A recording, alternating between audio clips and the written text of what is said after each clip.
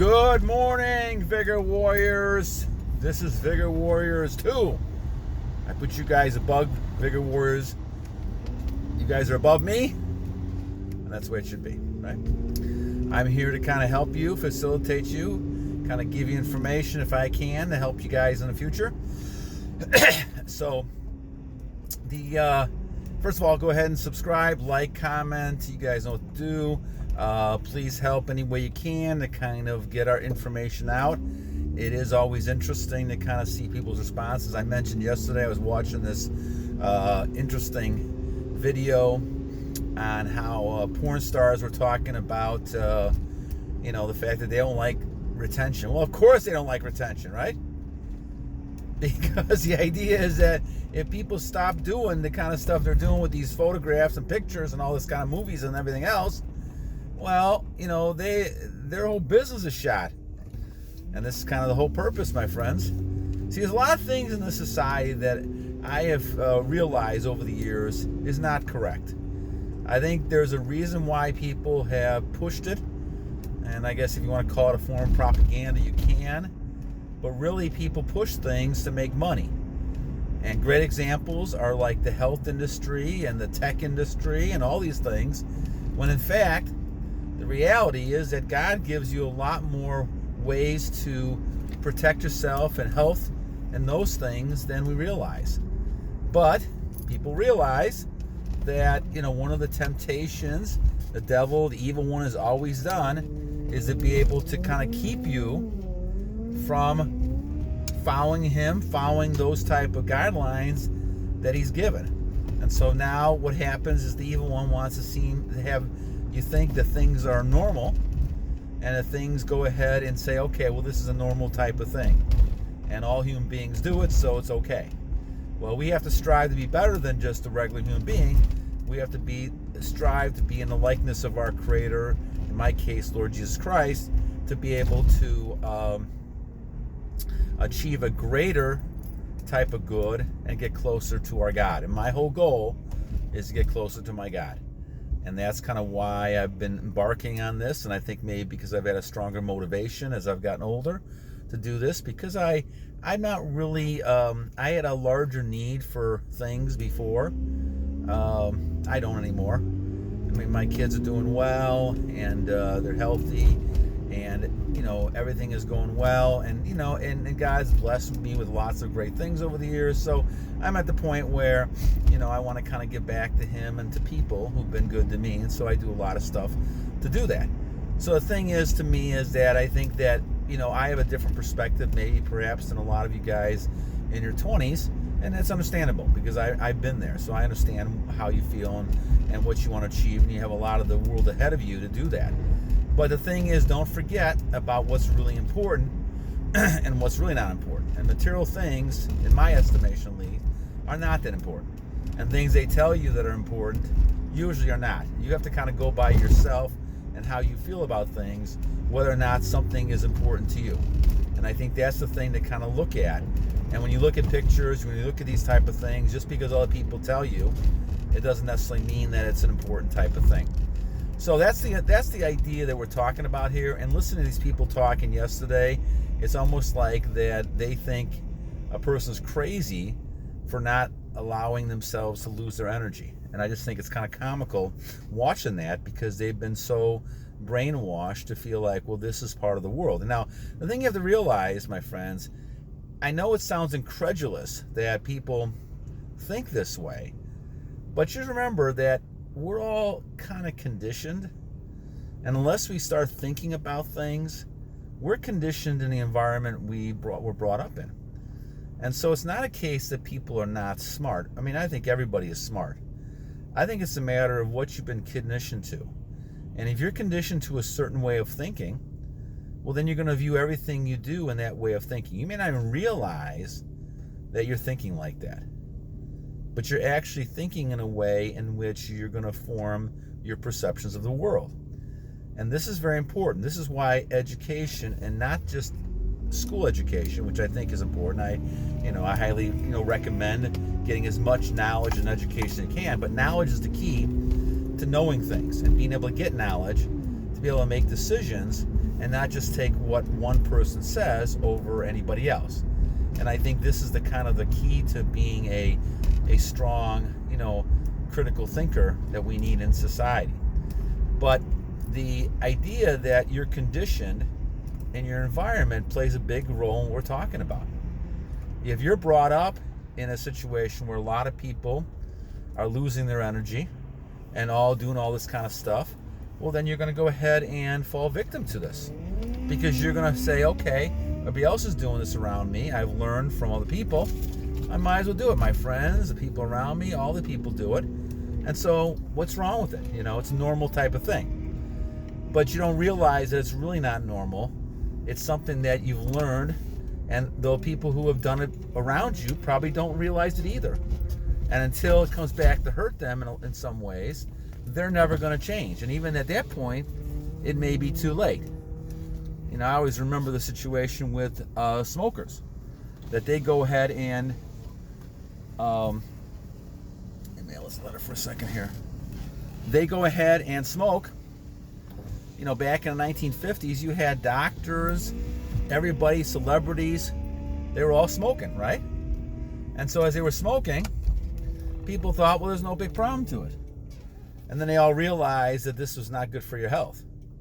And so all these people all of a sudden started, having lung cancer and other kinds of diseases and struggling with this whole thing. And so this is where people started having problems because they didn't realize the dangers in all this.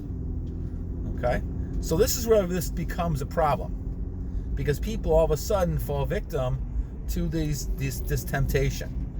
And they fall victim to saying, okay, since everybody else is doing it, I can do it as well. So this is something that we have to be aware of, that people are not just, people are all smart. I mean, people are not that stupid out there. I think people recognize, they learn from their environment. We just have to be careful to understand that some people's environments have never been taught some of these things. And that's why you have to have a lot of empathy for people who are struggling with things, because they just don't know how to maybe overcome it. They don't think they have to overcome it because they've had a history of people around them not having a problem with this. And I think this is the biggest problem to overcome. It's peer pressure, it's society pressure to be quote normal or unnormal, right? All those things play a factor in why people do certain things they do. So I think that for us to be able to say, well, we're part of the 1% club, that's wonderful. I think you should feel blessed that the Lord, other people have gone with you. The Lord has blessed you this knowledge, understanding that this is something that is important, and that you've been blessed with this knowledge while other people have not gotten to that point. It took me 45 years to get to this point.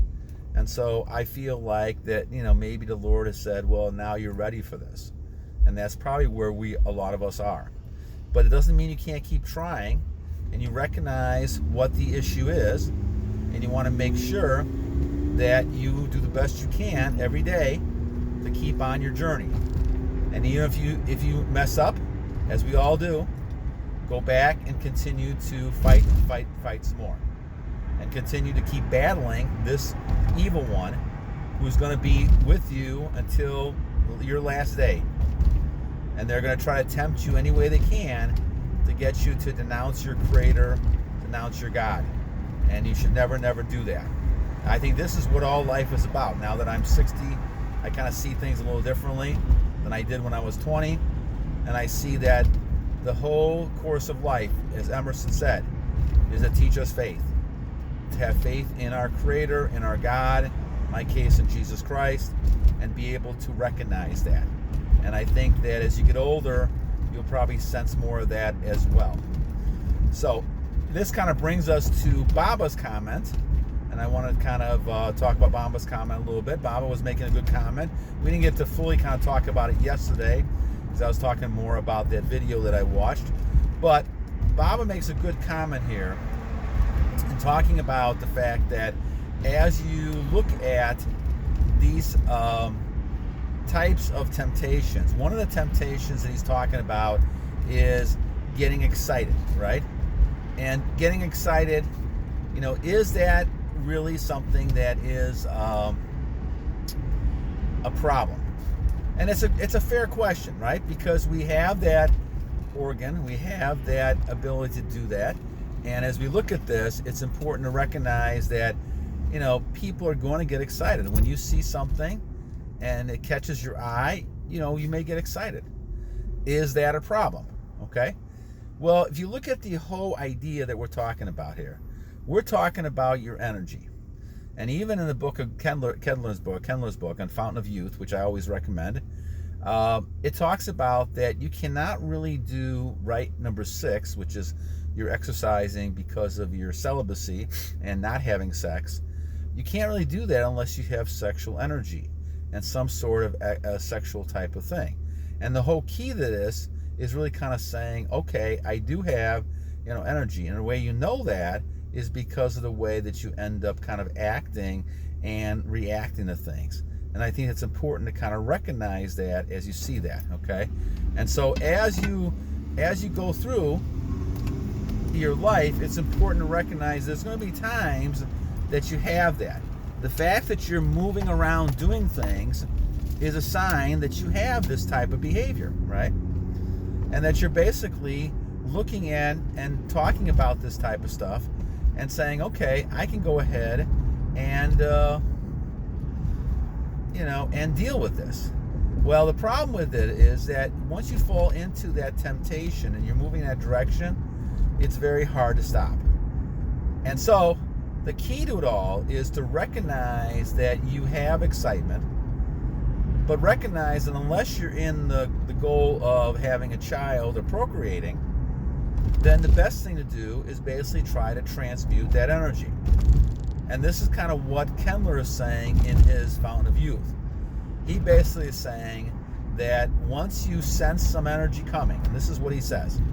He says, once you sense some energy coming, that's the time then to take some deep breaths, move that energy up through your system, take some deep breaths back and forth, and move your energy up so you're transmuting it through your body. Okay? And this is the key. So if you're in a state where you have all your energy and you're kind of flourishing and getting better and stronger by the minute, you're going to go ahead and say, okay, anytime I sense something like this, I'm going to go ahead and, kind of transmute it and kind of move it through my body so I can go ahead and do it. And I think I have some videos on that. If you want me to, I can go back and kind of talk about that some more and how you actually transmute. But the thing about this is that when we talk about this, there's nothing, Babba, that you can do about getting excited. Those things will happen. In fact, on this journey, you're going to have a lot of temptation. The longer you go, and I see it all the time, I see how women look at me. And I just sense that, and I know the way they act is that they're highly attracted. Now, I don't, it still amazes me, because none of this happened to me really before I started doing this long journey, which I think is kind of funny, to be honest with you, right? And the ironic part of this is that all those years that I really wanted that type of behavior and being an attractive person, none of this happened, right? And I think part of it was because of loss of energy and things like that. But it's funny now that I don't really care about this. that happens. I think is flattering. That's kind of all I really think about it. But the thing is, I've noticed it. When you notice it, in my age, you'll notice it a lot more in your 20s and 30s, because you guys have so much more of that energy when you're younger. But I've accumulated now a bunch of energy over the last 651 days that, I see it more now. And I get more reactions and more feedback with things as they go through. So I think that it's a very curious type of thing. But as you see this more, you're going to be tempted more to fall off the track, to say, oh, I better watch myself here. I better watch what's going on and be aware. And so you should be aware in the back of your mind that you're going to become a very highly attractive type person. Now, what comes along with that is obviously people flirting with you and all kinds of things like that. Now, hopefully you're strong enough as you go through and as you take step by step in your journey to just kind of look at it as more than just flattery. Unless, of course, you find that special person and you want to, have a relationship with that person and get married or, have children. I believe the marriage part, but that's really your choice. But the thing is that you want to go ahead and have that one person, and now you're thinking about having children and procreating with your wife, and that's a whole different matter. That's, to my mind, I believe, and this is just my opinion, but my belief is that this is what God intended us to do with our energy, to pass it on to younger generations, new children, offsprings, things like that. It's not that just to shoot it out and lose it in the bed sheets or wherever we're losing, even inside people that you're never going to have children with. And this is not just what the God wants. So a body itself reacts to those situations. So the body itself, Babba, I believe, is always ready to have offspring. This is what I think males are for. This is what we're designed to do. And so whenever we see something that's an attractive type of person, we tend to get ready for that. But the body shuts down if all of a sudden you're losing energy, and then all of a sudden, you get these situations, the body gets overtaxed and overblown and blows circuits. And this is what happens when people lose a lot of energy. And I think this is why what you have to do is really conserve your energy as much as you can. And so you're at a situation where you're not gonna be affected. Now, you won't see it as much when you're younger, but you'll notice it a lot more as you get older. And this is something to be aware of. You don't want to kind of shoot all your energy out when you're younger so that you don't have a lot when you're older. And so I think you can start this at any time you want to and save your testosterone and build it up. And I feel stronger now than I've ever felt. And so I'm really, I can't tell you how important this stuff is, but I think you have to experience yourself. So, Babba, I don't think the answer, I guess I took the long way around here. To answer your question, I don't think having excitement is a bad thing. Those things happen. I think certainly I don't agree with edging. Now, that's just my viewpoint. I did that for a long time, and to me, that just created more of a temptation. I think I try to take the next step and basically trying to kind of eliminate and go monk mode and go eliminate all these type of thoughts and things, because I do think that you're losing some energy.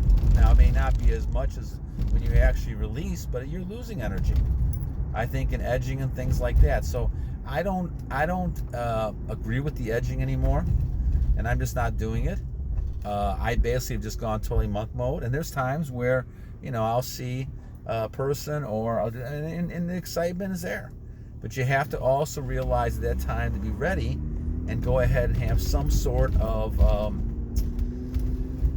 positive reaction or a way to transmute that so that it doesn't come back and lead to stronger and stronger type impulses, where now all of a sudden now you're thinking about all those type of things you thought about before. And I think once again, a lot of that is focusing your mind on something else. Like, for instance, I go back to focusing on my goals. So whenever you start getting into different types of thoughts, it doesn't have to just be about sex or things like that. It can be about a lot of things. Negative type thoughts. You want to go back and start, talking again about what are my goals, where am I heading, and what am I trying to do with this part of my life. And so if you do that, you're going to concentrate so much on that you'll block out a lot of those thoughts. And when Satan tries to come in, your other thoughts, because of habit forming type of things, will be so strong that you won't have time to give a lot of thought to those type of things. All right, so thank you, Babba, for your comment. I know I didn't talk too much about it yesterday. I wanted to kind of focus back with it today. But always remember, my friends, that we're really we're conditioned in our environment. It doesn't mean you can't change. And if you become a critical thinker, you can change. And just because you're getting excited does not necessarily mean it's a bad thing. It actually indicates that you do have a lot of energy, but you just have to kind of make sure you transmute it so it doesn't come back and dissipate and you lose it. All right, my friends, March 16th, 2022. Hope you guys have a great day, and we'll talk again. God bless you guys.